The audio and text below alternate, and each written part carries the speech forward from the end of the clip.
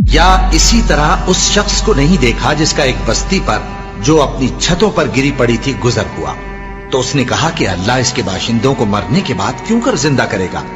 تو اللہ نے اس کی روح قبض کر لی اور 100 برس تک اس کو مردہ رکھا. پھر اس کو جلا اٹھایا اور پوچھا تم کتنا عرصہ مرے پڑے رہے ہو؟ اس نے جواب دیا کہ 1 دن یا اس سے بھی کم. اللہ نے فرمایا نہیں بلکہ 100 برس مرے رہے ہو. اور اپنے کھانے پینے کی چیزوں کو دیکھو کہ اتنی مدت میں مطلق سڑی بسی نہیں، اور اپنے گدھے کو بھی دیکھو جو مرا پڑا ہے. غرض ان باتوں سے یہ ہے کہ ہم تم کو لوگوں کے لیے اپنی قدرت کی نشانی بنائیں. اور ہاں، گدھے کی ہڈیوں کو دیکھو کہ ہم ان کو کس طرح جوڑے دیتے اور ان پر کس طرح گوشت پوست چڑھائے دیتے ہیں. جب یہ واقعات اس کے مشاہدے میں آئے تو بول اٹھا کہ میں یقین کرتا ہوں کہ اللہ ہر چیز پر قادر ہے. اور جب ابراہیم نے اللہ سے عرض کیا کہ اے پروردگار مجھے دکھا کہ تو مردوں کو کیوں کر زندہ کرے گا، اللہ نے فرمایا کیا تم نے اس بات کا یقین نہیں کیا؟ انہوں نے کہا کیوں نہیں، لیکن میں دیکھنا اس لیے چاہتا ہوں کہ میرا دل اطمینان کامل حاصل کر لے. فرمایا کہ 4 پرندے لے لو، پھر ان کو اپنے سے ہلا لو اور ان کے ٹکڑے ٹکڑے کر دو، پھر ان کا ایک ایک ٹکڑا ہر ایک پہاڑ پر رکھ دو، پھر ان کو بلاؤ تو وہ تمہارے پاس دوڑتے چلے آئیں گے. اور جان رکھو کہ اللہ غالب ہے، صاحب حکمت ہے. تو حضرت عزیر بھی اللہ کے نبی تھے. معلوم ایسا ہوتا ہے کہ جب یہ بیت المقدس مسمار کیا گیا ہے اور ہیکل سلیمانی مسمار کیا، یہ کہیں باہر تھے، چنانچہ اس تباہی سے یہ خود تو بچ گئے. لیکن جب واپس آئے تو جو منظر انہوں نے دیکھا کہ پورا یروشلم ویران، تباہ برباد، ساری عمارتیں گری ہوئی اور کوئی ایک متنفس زندہ نہیں، تو ان پر ایک شدید مایوسی کی کیفیت طاری ہوئی. انہوں نے کہا انا یحیی ھذہ اللہ بعد موتھا، اس شہر کو، اس بستی کو اس طرح کی تباہی و بربادی کے بعد اللہ کیسے دوبارہ آباد کرے گا؟ اس پر اللہ نے انہیں 100 سال کے لیے ان پر موت وارد کر دی. پھر انہیں اٹھایا، فاماتہ اللہ 100 عام، تو اللہ تعالیٰ نے ان پر موت وارد کر دی 100 برس کے لیے. ثم بعث، پھر انہیں اٹھایا، زندہ کر دیا. قال کم لبثت، پوچھا اللہ نے کتنے عرصے رہے؟ قال لبثت یوما او بعض یوم، عرض کیا کہ بس 1 دن یا 1 دن کا کچھ حصہ.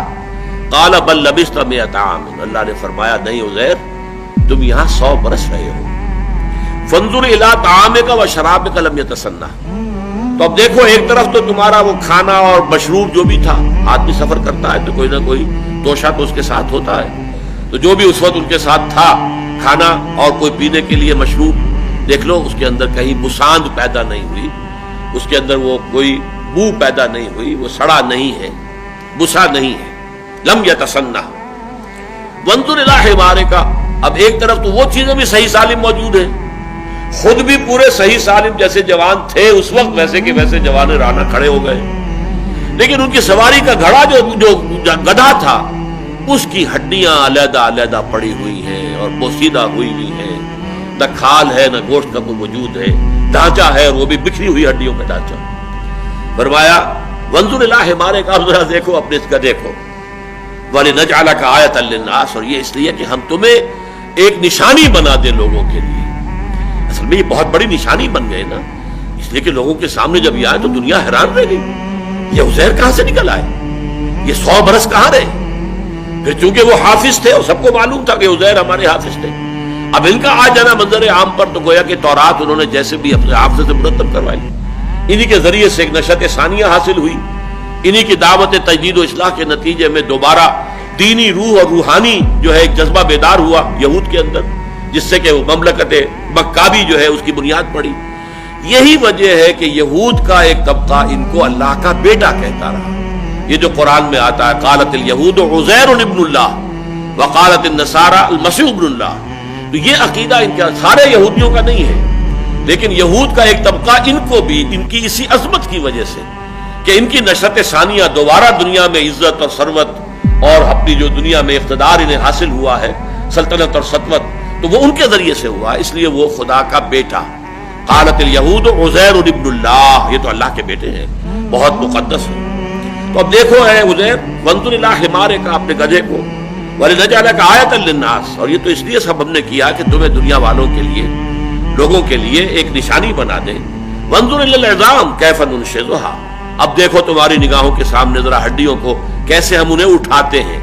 یعنی وہ ہڈیاں اٹھ کر جڑ کر اور ایک ڈھانچہ پہلے بن گیا، جیسے کہ کسی بھی جانور کا ڈھانچہ جو ہے کھڑا ہوا آپ کے سامنے. جو بایولوجی کے میوزیمز ہوتے ہیں، زیولوجی کے، وہاں کھڑے ہوتے ہیں ڈھانچے. ڈینوسور کا ڈھانچہ کھڑا ہے اور یہ شیر کا ڈھانچہ کھڑا ہے، وہ ڈھانچہ ہو گیا. کیف ننشزها، کیسے ہم اسے اٹھاتے ہیں، ابھارتے ہیں. ثم نکسوها لحما، اور پھر دیکھو کیسے اس کے اوپر ہم گوشت چڑھاتے ہیں، پٹھے وجود میں آ گئے.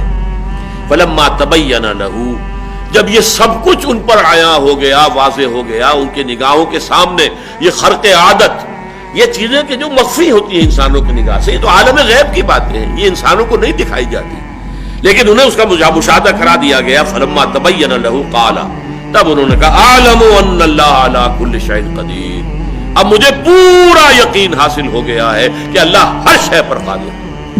یعنی جب اللہ قادر ہے، مجھے 100 سال زندہ مار کر اس نے زندہ کر دیا، میری نگاہوں کے سامنے بوسیدہ جو ہڈیاں تھیں منتشر پھیلی ہوئی، انہیں جوڑ کر ایک اس کی ہیولے کی ڈھانچے کی شکل دی، اس کے اوپر گوشت بھی چڑھا دیا، کھال بھی آ گئی، زندہ چلتا پھرتا گدھا میری نگاہوں کے سامنے آ گیا، تو اللہ کی قدرت سے کوئی بعید نہیں ہے.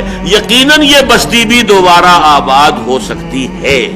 اور یاد کرو جب کہ کہا تھا ابراہیم نے، رب ارنی کیف تحیی الموتیٰ، پروردگار ذرا مجھے دکھا دے تو کیسے تو مردوں کو زندہ کرے گا، یہ میں مشاہدہ چاہتا ہوں. قال اولم تؤمن، بڑا پیارا سوال کیا اللہ نے، اے ابراہیم کیا تم ایمان نہیں رکھتے اس پر؟ قال بلا، عرض کیا کیوں نہیں، ایمان تو میرا ہے، تصدیق میں کرتا ہوں، مانتا ہوں تو ہر چیز پر قادر ہے، تو مردوں کو زندہ کر دے گا. ولکن لیطمئن قلبی، لیکن ذرا میں چاہتا ہوں کہ میرا دل پوری طرح ٹھک جائے. اطمینان اسے کہتے ہیں کہ سکون کی کیفیت ہو اور اس میں کوئی اتار چڑھاؤ نہ رہے. تو میں نہیں چاہتا کہ میرے دل میں کہیں وسوسے بھی آئیں اور اس طرح کی کیفیت ہو، پوری طرح میرا دل ٹھک جائے، جم جائے اس بات پر اور مجھے یقین کامل حاصل ہو جائے. ولکن لیطمئن قلبی، میں یہ چاہتا ہوں کہ مجھے مشاہدہ اگر ہو جائے تو پھر میرا دل بالکل مطمئن ہو جائے. قال فخذ اربعۃ من الطیر، اللہ نے فرمایا اچھا 4 پرندے لے لو. بعض روایات میں آتا ہے کہ یہ مور اور مرغ اور ایک کوا اور ایک کبوتر. خذ اربعۃ من الطیر، ہو سکتا ہے یہ تالمود کی روایت ہو. ہمارے ہاں کیونکہ تفسیری روایات میں تالمودی روایات جو ہیں وہ کافی کثرت کے ساتھ آئی ہیں، چنانچہ اس میں غالباً یہ 4 پرندوں کے نام بھی آئے ہیں. قال فخذ اربعۃ من الطیر، پرندوں میں سے 4 کو لے لو. فصرهن الیک، انہیں اپنے ساتھ ہلا لو. یعنی جب جانور آپ کے ساتھ ہل جائیں تو آپ کی سیٹی پر، آپ کے بلانے پر دوڑتے ہوئے آتے ہیں. یہ پیٹس جو ہوتے ہیں، جو معاملہ ان کا ہوتا ہے، پالتو جانور، تو ان 4 پرندوں کو اپنے ساتھ خوب سدھا لو، ہلا لو. ثم اجعل علی کل جبل منہن جزءا، اب یہاں الفاظ میں چونکہ صراحت نہیں ہے کہ پھر ان کو قتل کر دو، ٹکڑے کر دو. ان کے جز کا لفظ تو آ گیا لیکن بیچ میں سے یہ حذف ہو گیا ہے کہ پھر ان کو قتل کر دو، ذبح کر دو، ان کے ٹکڑے کر دو. اگلا آ گیا کہ پھر ان ٹکڑوں میں سے علیحدہ علیحدہ ٹکڑے 4 پہاڑیوں پر رکھ دو. ثم اجعل علی کل جبل منہن جزءا، تو گویا کہ اجزاء پہلے کرو، ٹکڑے کرو، اور روایات میں آتا ہے کہ ان کے سر علیحدہ کرو، ان کے پر علیحدہ کرو، ان کے دھڑ علیحدہ کرو، ان کی ٹانگیں علیحدہ کرو. یہ 4 حصے کر کے اور پھر سب کے سر ایک پہاڑی پہ رکھا اور سب کے پر دوسری پہاڑی پہ رکھا، سب کی ٹانگیں جو ہے وہ تیسری پہاڑی پر اور سب کے دھڑ جو ہے چوتھی پہاڑی، یہ رکھا. اور پھر ثم اجعل علی کل جبل منہن جزءا ثم ادعوہن، پھر ذرا انہیں پکارو، آواز دو یا سیٹی جو بھی ہوتی ہے. یاتینک سعیا، وہ تمہارے پاس آ جائیں گے دوڑتے. وعلم، اور جان لو، اچھی طرح جان لو، یقین کر لو، ان اللہ عزیز الحکیم، کہ یقیناً اللہ تعالیٰ زبردست ہے، کمال حکمت والا. نہ اس کی قدرت میں کوئی کمی ہے، نہ اس کے اختیارات میں کوئی تحدید ہے، کوئی لمیٹیشن ہے، نہ اس کی حکمت میں کہیں کوئی کمی اور نقص.